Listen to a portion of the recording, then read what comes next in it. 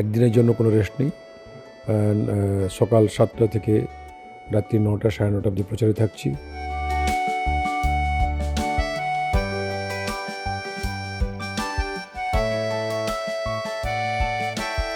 তৃণমূল কার্যত এখানকার কোনো পরিষেবা দিতে পারেনি। যেহেতু ভারতীয় জনতা পার্টি একটা সেবা কাজ মানসিকতা নিয়ে রাজনীতিতে প্রবেশ করেছে, তো এটা সিমিলার থাকা পরে আমি বেছে নিয়েছিলাম যে এতেই কাজ করব।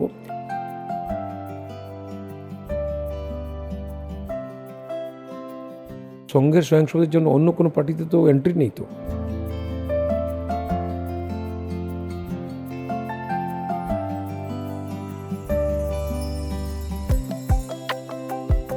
একটা ছেলে যদি জন্মগ্রহণ করে বা মেয়ে যদি জন্মগ্রহণ করে, তো তার মাথার উপরে 80-85 হাজার টাকা ঋণ নিয়ে জন্মগ্রহণ করে। এটা সত্যিই দুঃখের বিষয়। এটা একটা অর্থনীতির ক্ষেত্রে পশ্চিমবঙ্গের পক্ষে একটা বিরাট বড় বোঝা বটে। তাদের যে ওই যে একটা তৃণমূলে ছিল না লক্ষ্মী ভাণ্ডার, এখন মহিলারা লক্ষ্মী ভাণ্ডারের মোহ থেকে বেরিয়ে এসছেন। What Bengal things today, India things tomorrow যে কথাটা ছিল, সেটা তো আজকাল কেউ বলে না। আমরা সেই জায়গায় আবার পশ্চিমবঙ্গে নিয়ে যেতে চাই।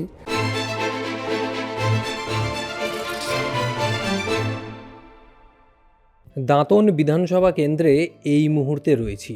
দাঁতন বিধানসভা কেন্দ্রে একদিকে কার পাল্লা ভারী বা কার পাল্লা ভারী নয় সেই প্রশ্নে তো অবশ্যই আসবো, কিন্তু যদি বলি 2021-এর বিধানসভা নির্বাচনের কথা, প্রায় 600 ভোটের কাছাকাছি হেরে যায় বিজেপি। ফলে ব্যবধান যে খুব বেশি তা কিন্তু নয়। তাই দাঁতন বিধানসভা কেন্দ্রে এবারে বিজেপির প্রার্থী অজিত কুমার জানা আমাদের সঙ্গে সরাসরি রয়েছেন। অজিতবাবু, স্বাগত জানাচ্ছি আর+ নিউজে। একদিকে প্রথমবার আপনি প্রার্থী হচ্ছেন, প্রার্থী হয়ে এতদিন ধরে প্রচার করছেন, প্রচারের মধ্যে থেকে কি দেখতে পাচ্ছেন এই দাঁতন বিধানসভা কেন্দ্রে? 16 তারিখে সন্ধ্যার দিকে মোটামুটি এই 4:45 5:45 দিকে আমার ওই প্রার্থীপদ ঘোষণা হয়। তখন আমি পুরী থেকে আমার বাড়ির দিকে আসছিলাম, মানে এই খড়গপুরে নামবো ঠিক ছিল। তো আমাকে তখন আমার যারা সঙ্গে থাকে বা আমার যারা পলিটিক্যাল কর্মীরা আছে, তারা আমাকে ফোন করে জানালো যে আপনার টিকিট কনফার্ম, আপনার নামে টিকিট বেরিয়েছে, টিকিট কনফার্ম হয়েছে। তো স্বাভাবিকভাবেই, যেটা তো আমি একজন পলিটিক্যাল ওয়ার্কার, আমি 2021 সালেও একটা কন্টেন্ডার ছিলাম, আমার টিকিটের প্রার্থীর জন্য আমি পদপ্রার্থী ছিলাম। কিন্তু যে কোনো কারণে হোক সেই সময় আমাকে রাজ্য নেতৃত্ব মনে করেছেন যে এটা অন্যকে দিলে ঠিক হবে, সেই জন্য অন্যকে দিয়েছেন। সে সময় আমি কাজ করেছিলাম, তো আমার অভিজ্ঞতা ছিল। আর এই বয়সে এসে আমার কিছু যে টিকিট পেলে খুব উৎসাহ হয়ে গেলাম, টিকিট না পেলে যে খুব একদম নিরাশ হয়ে গেলাম, এরকম কিছু ছিল না। স্বাভাবিক, আমি একদম বিলকুল নর্মালি ছিলাম। তো ঠিক আছে, কিন্তু আমাদের যারা কর্মী, আমার যারা ছিল, আমার সমর্থক ছিল, তাদের মধ্যে কয়েকটা এনথুজিয়াজম ছিল, বেশ উৎসাহজনক বাতাবরণ ছিল। তো তারা আমাকে একটা স্টেশনে নামিয়ে গাড়ি টাড়ি করে ফুলে মালা টালা পরিয়ে একদম বিলকুল, মানে ওদের একটা যেন খুব বড়ো জিত হয়েছে, ওরা কোনো ক্রিকেটে ফাইনাল জিতে এসছে বা এরকম কিছু একটা উৎসাহ নিয়ে আমার কাছে এলো। এখন ওটার পর থেকে আমি লাগাতার আমার প্রচারে ঘুরছি। আমি আমাকে এই বিধানসভাতে একদিনের জন্য কোনো রেস্ট নেই। সকাল 7টা থেকে রাত্রি 9টা 9:30 অবধি প্রচারে থাকছি। তারপর আমাদের যে নির্বাচনী কার্যালয় যেটা আছে, সেখানে গিয়ে বসে আমরা নেক্সট ডে কি প্ল্যানিং করা, সেটা প্ল্যানিং করি। তারপরে কিছু কাজের সমস্যা যেটা হলো সেটা নিয়ে আলোচনা হয়। বাড়িতে এসে ফ্রেশ ট্রেশ হয়ে খাওয়া দাওয়া করার পরে বাড়িতে বসে আমার যেটা একটা কোর টিম আছে, যারা আমার সোশ্যাল মিডিয়া দেখে, ফাইন্যান্স দেখে, প্ল্যানিং দেখে, আমার সিকিউরিটি দেখে, আমার যে কনভয় আছে এগুলো দেখে, তাদের সঙ্গে আমরা বসে নেক্সট ডে প্রোগ্রামটা চক্কর করে মোটামুটি 1:30-2টোর সময় ঘুমোতে যাই। তারপরে আর ওই 5টার সময় 5:30 উঠে, এটা এই কদিনে এটা রুটিন হয়ে গেছে। যখন আমি প্রচারে ঘুরছি, গ্রামে গ্রামে যাচ্ছি, বিশেষ করে আমার এই এলাকাটা হচ্ছে আপনার পিওরলি গ্রাম্য এলাকা, মানে এর মধ্যে শহরের ছোঁয়া খুবই কম আছে। কোথাও কোথাও টুকটাক একটা যদি শহর থাকে, তো সেটাকে একদম গ্রাম্য শহর বলা যেতে পারে। তো পুরোটাই গ্রাম। আর এখানকার যে মূল যে কাজ, সেটা হচ্ছে কৃষি, ধান চাষ, পান চাষ, এই চাষ নিয়ে এরা তাদের দিন অতিবাহিত করে। খুবই সাধারণ পরিবারের সংখ্যা এখানে বেশি আছে। দীর্ঘ 15 বছর ধরে এখানে তৃণমূলের, আমি আগেরটায় যাচ্ছি না, আমি 35 বছরের যেটা যাচ্ছি না, দীর্ঘ শেষে যে 15 বছর আছে, তৃণমূল কার্যত এখানকার কোনো পরিষেবা দিতে পারেনি।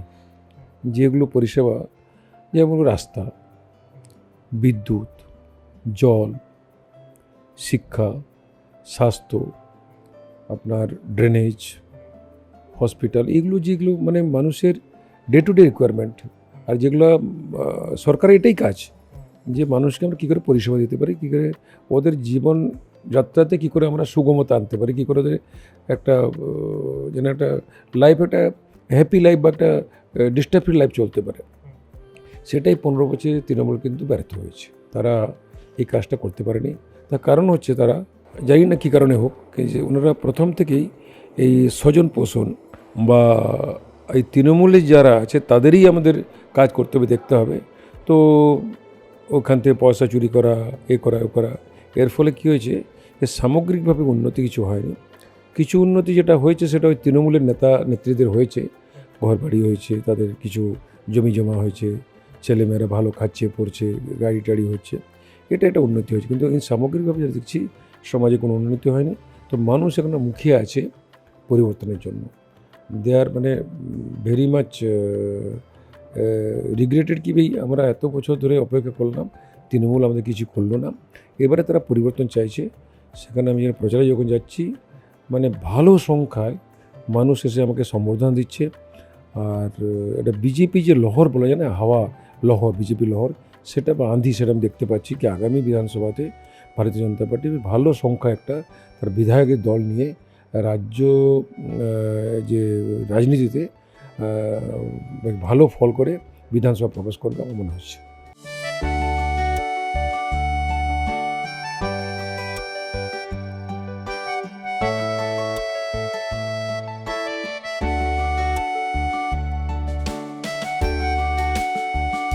একদিকে গত বিধানসভা নির্বাচন 2021-এর কথা যদি বলি, প্রায় 500 থেকে 600 ভোটের মতো ব্যবধানে এই বিধানসভায় বিজেপি হেরে যায়, 623 ব্যবধান।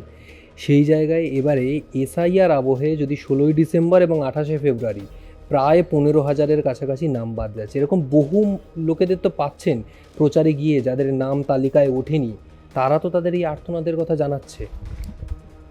এসআইআরটা খুব দরকার ছিল, কারণ কি এসআইআরটা হচ্ছে কি যেটা কি যারা প্রকৃত ভারতীয় ভোটার তারাই ভোটার লিস্টে তাদের নাম থাকবে, তারাই প্রতিনিধি চয়ন করে বা নির্ধারণ করে তারা পার্লামেন্টে বা বিধানসভা পাঠাবে। সুতরাং নির্বাচনী যে সূচি যেটা আছে সেই সূচি প্রক্রিয়াটার মধ্যে যে এসআইআর যেটা প্রকল্প চলে মানে যেটা মানে কার্যক্রম নিয়েছিল আপনার নির্বাচন কমিশন, এটা খুব সঠিক সিদ্ধান্ত নিয়েছে। তাতে কি হয়েছে, আপনার মৃত ভোটার, ডুপ্লিকেট ভোটার আর অনুপ্রবেশকারী ভোটার যারা প্রকৃত ভারতীয় নয় কিন্তু ভারতীয়দের যে রাজনীতিতে প্রবেশ করে তারা ডিস্টারবেন্স করছে, তারা এটা তাদের যে মতকে প্রভাবিত করছে অন্য ইনে পার্সোনাল ইন্টারেস্টে, তো সেটা ঠিক না। এটা এসআইআরটা খুব ভালো কাজ করেছে। হ্যাঁ, এখানে কিছু ভোটাররা বাদ গেছে 15,000-এর মতন, সেটা কিন্তু বেশিরভাগ গেছেন যেটা আপনার মাইনরিটি এলাকাতে গেছে। যারা মেজরিটি এলাকাতে 1690 এই কাছাকাছি একটা গেছে, তাতে গেছে টেকনিক্যাল মিস্টেক্স আছে, যেরকম অপূর্ব জানা নাম আছে, সে কিন্তু ওর ভোটার লিস্টে আছে অপূর্ব কুমার বা অপূর্ব কুমার জানা তার নাম আছে, কিন্তু ভোটার লিস্টে আছে অপূর্ব জানা। এই যে মিসম্যাচ যেটা হয়েছে সেটা ওই 1690 কাছাকাছি হয়েছে। তাতে আমি বলেছি এখনও 21 তারিখ পর্যন্ত ওটাকে আপনার সংশোধন করা যাবে। লেটেস্ট যেটা আমি ইনফরমেশন দেখলাম, এটা মানে আমাদের 23 তারিখে প্রথম দফায় ভোট, 21 তারিখে সাপ্লিমেন্টারিটা আসবে। তো সেটা আমরা সবাইকে বলেছি যে নাম বাদ গেছে আপনি নতুন নাম করে 6 নম্বর ফর্ম দিয়ে নতুন করে অ্যাপ্লাই করুন, তাতে আপনার হয়ে যাবে। কারণ যারা হিন্দুরা যারা এখানে আছে, যারা হিন্দু ভোটার, তারা তো আর বাইরে থেকে আসেনি, তারা তো এখানকারই, ভারতীয় এখানে আছে। তো সেই জন্য আমরা যখন বাংলাদেশ বা পাকিস্তান থেকে যে সমস্ত ধার্মিক উৎপীড়ন হয়ে এখানে আসছে, হিন্দুরা আসছে, তাকে যখন আমরা এখানে নাগরিকত্ব দিচ্ছি, আর এখানকার যারা নাগরিকত্ব বরাবর আছে বা গতবারে ভোটার লিস্টের নাম ছিল, তো তাদেরকে আমরা বলছি আপনারা নতুন ভোটার হিসেবে অ্যাপ্লাই করুন। আমার মনে হচ্ছে কিছুটা আর ওখানে ওই ভোটার লিস্টেটা হয়ে যাবে। আর যেটা ঠিক মাইনরিটি গেছে, মাইনরিটিতে সমস্যা হয় কি ওদের নামের সঙ্গে যে লেগেসি সেটা পাওয়াটা খুব মুশকিল হয়ে যায়। তো সেই বাদ গেছে, তো ওটা কিছু খুব বেশি কিন্তু এখানকার আমার এই বিধানসভাটা একটা কোনো ইস্যু না, কিন্তু এসআইআরটা কোনো ইস্যু না, এটা সবাই ভালোভাবে নিয়েছে। আর এক দুজনে যেটা হয়নি সেটা আমি বলেছি আমার যারা বুথের সভাপতি আছেন বা যারা আমাদের নেতৃত্বে আছেন, তো বলেছি ওটা দেখছেন, হয়ে গেলে ভালো, আর নেক্সট টাইম আমরা রেক্টিফাই করে নেব। আপনার নিজের ব্যবসা ছিল, বিজনেস করতেন, সেই জায়গা থেকে আজকে আপনি প্রার্থী হয়েছেন দাঁতনের মতো একটা বিধানসভা কেন্দ্রে, যেখানে একটা হাড্ডাহাড্ডি লড়াই দেখতে পাওয়া যায়। কারণ 623 ভোট খুব একটা বড় ব্যাপার নয়, কিন্তু দুই পক্ষে যদি আগের কথা বলা হয়। ভারতীয় জনতা পার্টিকেই কেন বেছে নিলেন, যে মানুষের জন্য কাজ করার জন্য ভারতীয় জনতা পার্টি কেন আপনার কাছে? দেখুন, আমি রাষ্ট্রীয় স্বয়ংসেবক সঙ্গে স্বয়ংসেবক দীর্ঘদিন ধরে, আমার আজকে 52 বছর হয়ে গেল আমি এই সঙ্গের সঙ্গে যুক্ত আছি বা সঙ্গে প্রবেশ হয়েছে। আমাদের যে ভাবধারা, যে আমরা ভাবধারাতে আমরা আদর্শে অনুপ্রাণিত, সেই সঙ্গে ভারতীয় জনতা পার্টির যে আদর্শ বা ওটা খুব সিমিলারিটি আছে। দ্বিতীয়ত, এই ভারতীয় জনতা পার্টি যখন তৈরি হয়েছিল 1980 সালে 6ই এপ্রিল, আপনার স্বর্গীয় অটল বিহারী বাজপেয়ী, মুরলী মনোহর যোশী, এল কে আডবাণী, সুন্দর সিং ভান্ডারী, এরা তখন একটা ঠিক করেছিলেন যে আমরা এমন একটি রাজনৈতিক দল তৈরি করব যেখানে আমরা ওই কিছু করে ওরে খাওয়ার যে মানসিকতা বা টু পয়সা ধান্দা যেটা বলে না রাজনীতিতে, ওটা করা সেটাই বিষয় ছিল না। যে আমরা একটা রাজনীতিকে একটা সুন্দর একটা পরিবেশ দেবো যেটা আমরা সত্যিকারই এই দেশের সেবা করা যায় আর সমাজের আমাদের এই রাষ্ট্রের কল্যাণ করে উন্নতি করা যায়। তো যেহেতু এই ভাবধারাতে অনুপ্রাণিত, তো আর আমার এই সংঘের যে ভাবধারাতে অনুপ্রাণিত, তার ফলে এটা আমার খুব সিমিলারিটি আছে। আর স্বাভাবিকভাবে ওখানে গেছি আমি। দ্বিতীয়ত হচ্ছে কি, আমি এই 52 বছরের সংঘর থাকার কারণে বিভিন্ন সেবা কাজের মধ্যে আমি যুক্ত আছি। আপনার একল বিদ্যালয়ের নাম শুনেছেন, সেখানে আমরা স্কুল চালাতাম গ্রামে গ্রামে, যেখানে আপনার নেই, পড়াশোনার ব্যবস্থা নেই, সেই গ্রামে গিয়ে আমরা স্কুল খুলতাম। প্রাথমিক যে এডুকেশনটা সেখানে আমরা দিতাম। যে এখানে গ্রামে গ্রামে আপনার শ্রীহরি সৎসঙ্গ সমিতি নামে একটা আমরা সংগঠন আছে, গ্রামে গ্রামে আমরা যাতে যেরকম বড় বড় জায়গা দেখবেন অনেক মহাত্মা আসছেন, সাধু মহাত্মা আসছেন, কথাকার আসছেন, উনি কথা করেন ও বলেন রামায়ণ মহাভারত, কিন্তু গ্রামে এসব জিনিসটা পৌঁছয় না। তো সেই ধরনের আমরা ওই কথাকার বোন বা ভাইদের নিয়ে আমরা বৃন্দাবন, মথুরা বা আপনার নবদ্বীপে এদেরকে ট্রেনিং দিয়ে, তো গ্রামে গ্রামে যাতে একটা ধার্মিক বাতাবরণ তৈরি হয়।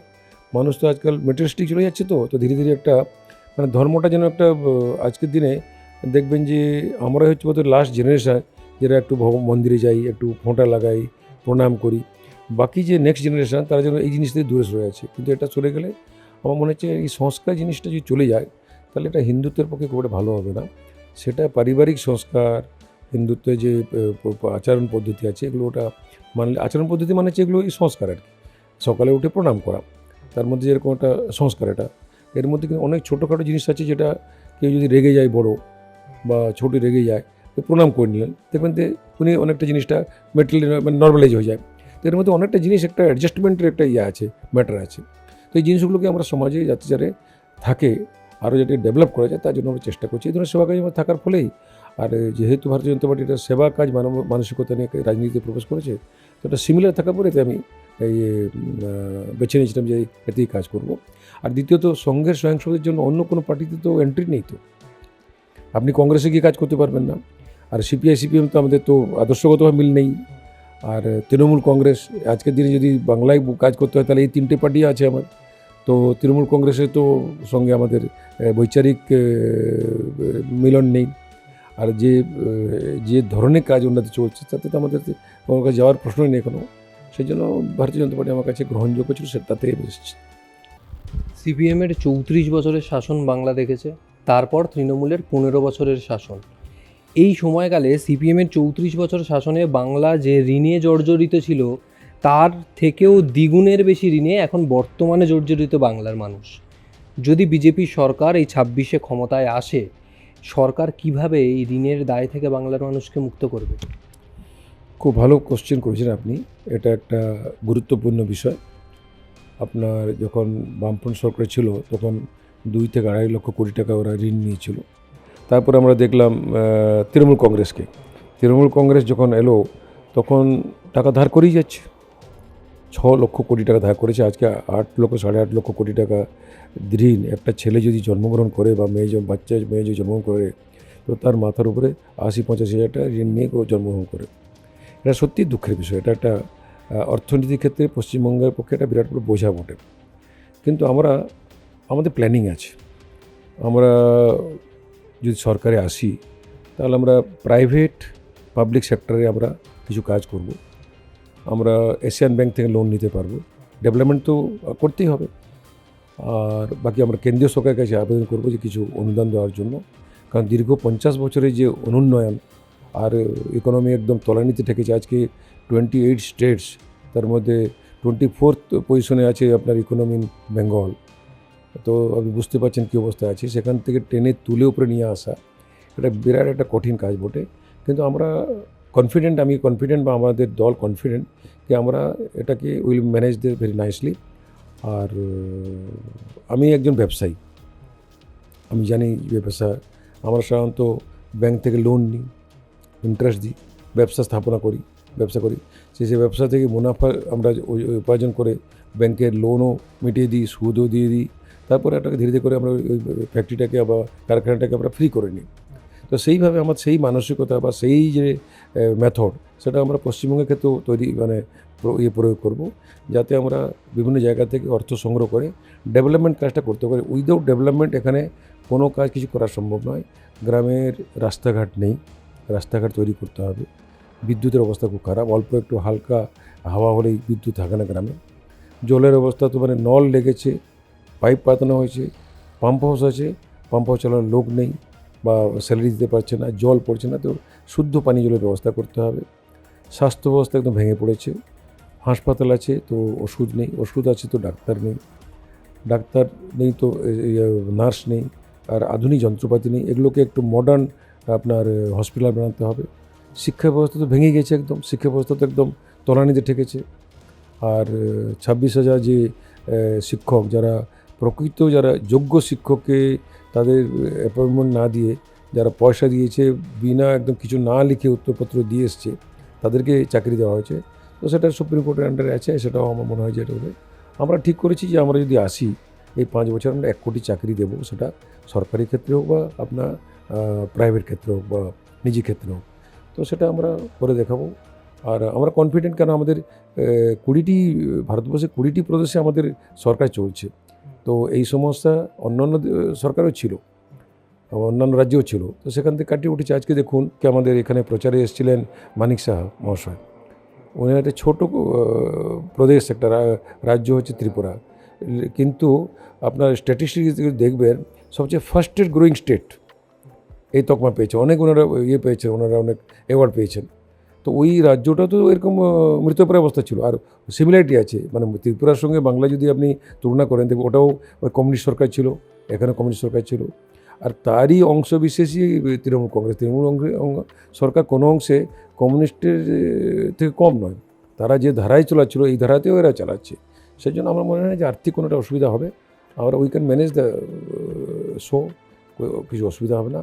আমরা অর্থনৈতিকভাবে উন্নতি করব, আর শিল্পকে অনেকে আমরা একটা পরিকাঠামো তৈরি করব, শিল্পের পরিবেশ তৈরি করব, যাতে শিল্পপতিরা তারা ভারতীয় জনতা পার্টিকে বিশ্বাস করেন।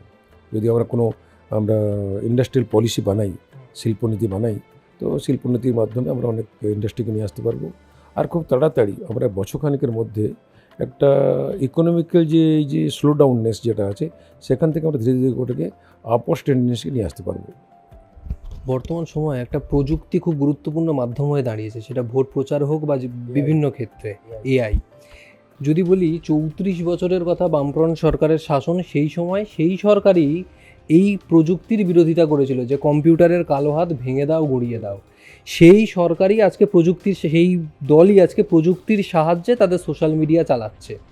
অপরদিকে যদি বলি তৃণমূলের কথা, সিঙ্গুর আন্দোলন, নন্দীগ্রাম দেখেছি আমরা, সিঙ্গুর আন্দোলনের মধ্যে দিয়েই ক্ষমতায় প্রায় আসা, কিন্তু তারপর বাংলায় আর কোনো শিল্প হলো না।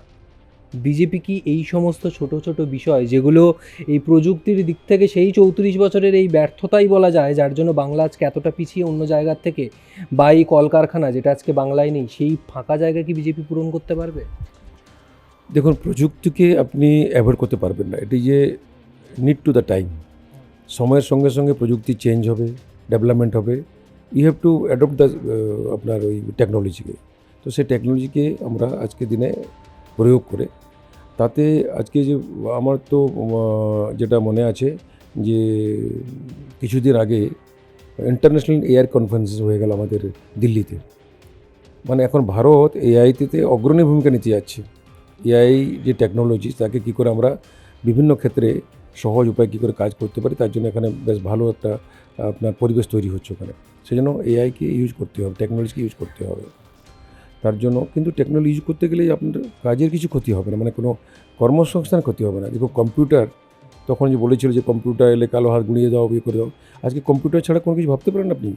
আজকে আপনি মোবাইল, আজকে ইউপিআই যে পেমেন্ট, সেটা তো কম্পিউটারের মাধ্যমে হচ্ছে, সব কিছু ওটার মাধ্যমে হচ্ছে, টেকনোলজির মাধ্যমে হচ্ছে ওটাকে।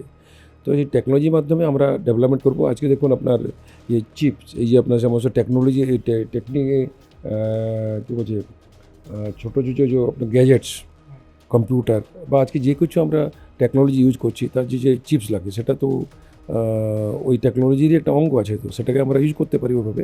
সেই জন্য আমার মনে হচ্ছে যে টেকনোলজিকে আমরা ইউজ করবো। আর এরা যেটা বামফ্রন্ট আর তৃণমূল, এরা বরাবরই শিল্প বিরোধী। কারণ আপনি বোধহয় জানেন যে 6,688টা শিল্প এই 15 বছরে হয় পাত্তাড়ি গুটি চলে গেছে বা বন্ধ হয়ে গেছে। শিল্পের পরিকাঠামো তো এখন নেই আর এখানে। তো সেখান থেকে অনেক কিছু কাজ করে আমাদের শিল্পকে এখানে নিয়ে আসতে হবে, সে অর্থনৈতিক উন্নতি করতে হবে। আর টেকনোলজি রিকোয়ার।